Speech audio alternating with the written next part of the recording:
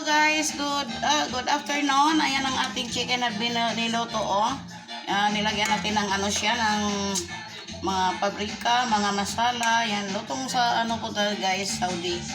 Kasi nung nag-upload ako, ganitong pinapaluto ng amo ko. Tapos nagluluto ko ng rice na ganito karamihan ang gusto nila doon ay plain rice, pero ang gusto ko kasi ganito yun. Tapos lagay natin siya guys, yung sa ibabaw. Yan, tapos ano natin to, painin pa natin ulit. So malalaki ang hiwa kasi apat naman kami, yung kasama si Doggy, si Negra ko. Ayan, akin Doggy yan. Siyempre mayroon din siyang ulam kasi gusto niya to guys, chicken. So ayan o, ayan siya. Tapos yung sabaw, ilagay natin sa ibabaw. Tapos minsan guys, kung may maliliit na karne din, ano yun, by layer siya, ilagay natin. So, hindi na natin kailangan yun. Ito na ganito nang gagawin natin, no? Ayan, ayan, ilagay natin ang sauce. Yan sa ibabaw. So painitin pa natin ulit yan. Pagka-anuhin pa natin ulit. Dapat ang